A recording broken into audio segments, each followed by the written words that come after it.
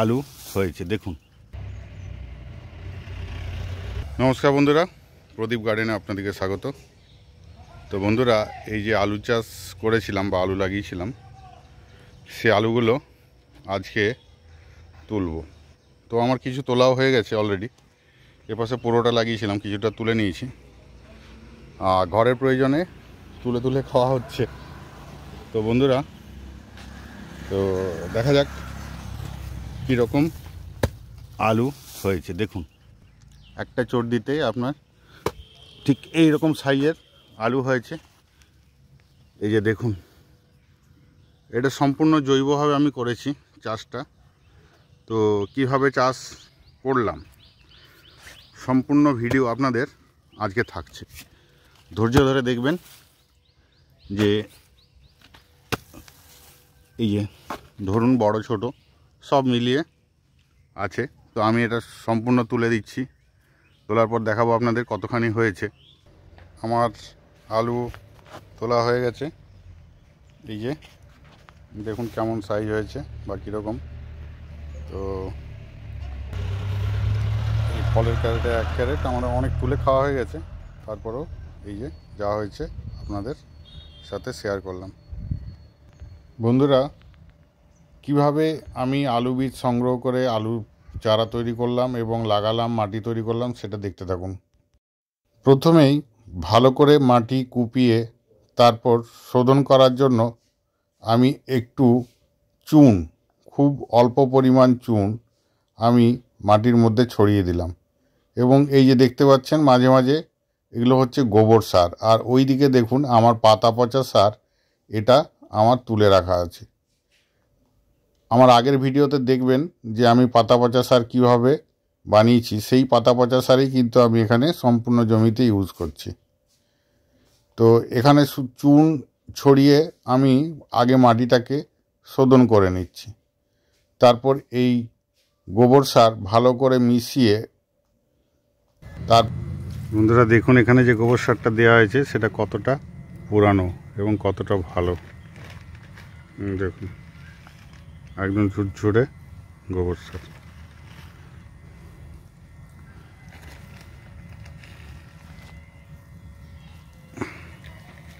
এইটা এখানের মাটি।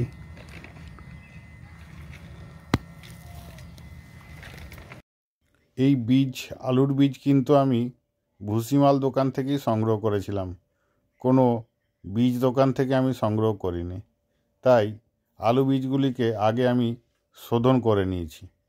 এই যে দেখতেই পাচ্ছেন একটু সাপ পাউডার একটু জলে গুলে তার মধ্যে মিনিট 10 আমি ভিজিয়ে রেখেছিলাম। তারপর কি করেছি, ওই আলু বীজগুলোকে একটা আলু বস্তার উপর রেখে কিছুটা কোকোপিট দিয়ে আবার চাপা দিয়ে রেখে দিয়েছিলাম 2-3 দিনের জন্য। এই যে দেখতেই পাচ্ছেন আলু বীজগুলো 10 মিনিট আমরা ভিজিয়ে রেখেছি। ভিজিয়ে রাখার পর এইভাবে আমি কোকোপিট দিয়ে এই যে রেখে দিয়েছি। দেখুন কত সুন্দর শেকড়। বন্ধুরা দেখুন, এই যে দেখুন কি সুন্দর। আমি কোকোপিট দিয়ে এটা ঢাকা দিয়ে রেখেছিলাম। তো এই যে দেখুন কি সুন্দর শিকড় হয়ে গেছে, এগুলো লাগানোর জন্য উপযুক্ত। তো এখন বন্ধুরা এগুলো আজকে লাগাবো এবং মাটি তৈরি করে রেখেছি বা দেখাবো সেগুলো সবগুলোই।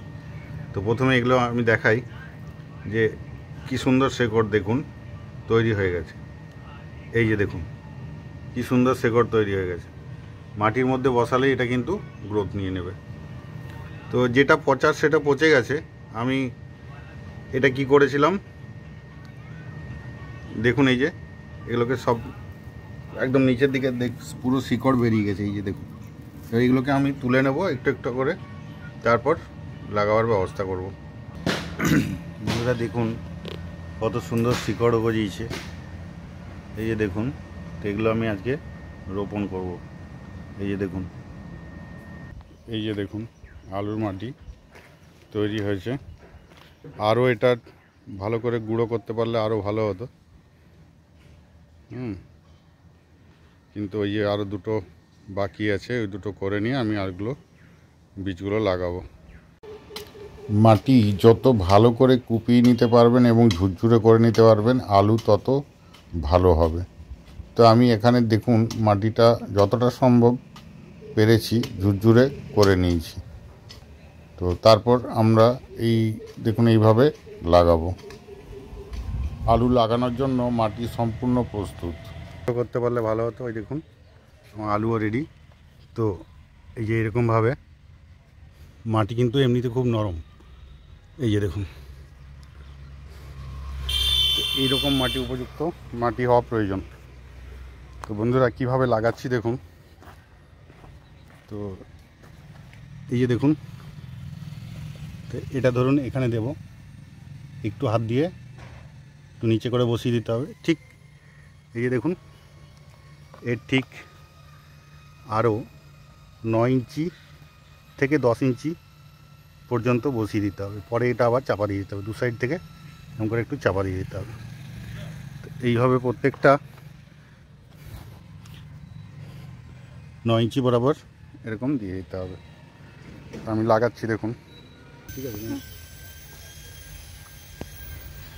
একটা আলুর থেকে বন্ধুরা আরেকটা আলু 9 থেকে 10 ইঞ্চি দূরে দূরে এরকম বসিয়ে দিতে হবে।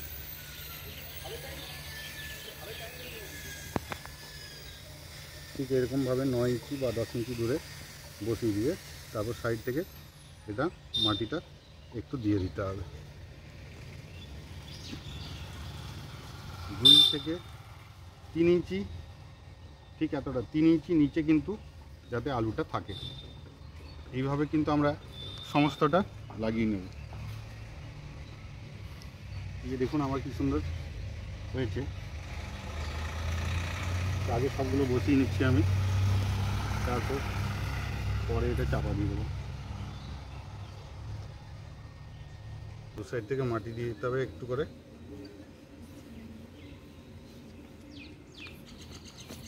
এইভাবে চাপা দিয়ে দিতে হবে। লাগানো হয়ে গেলে ভালো করে তারপর জল দিয়ে দিতে হবে এবং বেঁধে জল দিয়ে দিতে হবে, যাতে পুরো এই যে সাইড বরাবর জল দিয়ে দিতে হবে। 12 দিন পর দেখুন আলু বেরিয়ে এসছে, দু একটি গাছও দেখা যাচ্ছে। তো এটা জল দিয়ে দিয়েছিলাম। তো এখন কিছু করতে হবে না, আর একটু বড় হলে একটা চাপান সার দিতে হবে। দেখতে পাচ্ছেন আমার যতটুকু আলু লাগানো ছিল প্রত্যেকটি কিন্তু ভালো করে বেরিয়ে গেছে। আরও 10 দিন পর দেখুন কি সুন্দর গাছে গ্রোথ হয়েছে এবং একটু কুপিয়ে দেওয়া হয়েছে। এরপর একটু চাপান সার প্রয়োগ করতে হবে। তো কী চাপান সার ব্যবহার করছি সেটা আপনাদের সাথে শেয়ার করব। শুধু চাপান সার না, এই সময় গাছে একটা ভিটামিন স্প্রে করতে হবে এবং কীটনাশকও স্প্রে করতে হবে। প্রয়োজন বোধে ফাঙ্গিসাইড স্প্রে করাও যেতে পারে। তো আমি একবার ভিটামিন, একবার কীটনাশক, কাকা এবং ফাঙ্গিসাইড সব স্প্রে করেছিলাম। বন্ধুরা আলুর চাপান হিসাবে দেখুন আমি এখানে কি কি নিচ্ছি, জৈব রাসায়নিক উভয়ই নিচ্ছি। এখানে দেখুন 1 কিলো খোল, গুঁড়ো খোল 1 কিলো নিয়ে নিচ্ছি চাপান হিসাবে। বন্ধুরা এখানে আমি জৈব পটাশ অল্প একটু পরিমাণ নিয়েছি, লাল রঙের দানা, জৈব পটাশ কিন্তু। আর এটা তো আছেই দেখুন, দেখুন নক্ষত্র প্লাসের এর সবুজ সাথী, এই যে দানাটা আছে জৈব সিউইড এক্সট্রাক্ট আছে, এটাও আমি কিন্তু কিছুটা এখানে দিয়ে দেবো। প্রায় 1 কিলো মতো দেবো। এটা সব মিলে যে মিশ্রণটা হবে সেটা। এর মধ্যে আমি কিন্তু অল্প ম্যাগনেসিয়াম সালফেটও ব্যবহার করব। দেখুন মিক্সারটা কীরকম হয়েছে। তো এইরকমভাবে মিশিয়ে আমি চাপান সার প্রয়োগ করছি।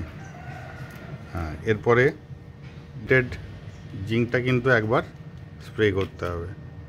এটা ডিকেএম কোম্পানির প্যাট্রন, এই চিলেটেড জিঙ্কটা একবার স্প্রে করতে হবে, ফোলিয়া স্প্রে। এই যে চাপান সার দেওয়া চলছে। আর এখানে দেখুন এই যে বেগুন চারা, কপি, ওই সাইডে বেগুন কপি লাগানো আছে।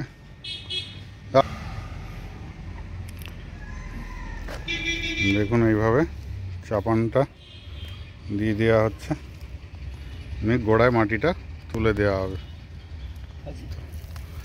দেখুন গাছের গ্রোথ কি সুন্দর হয়েছে, আলু গাছের।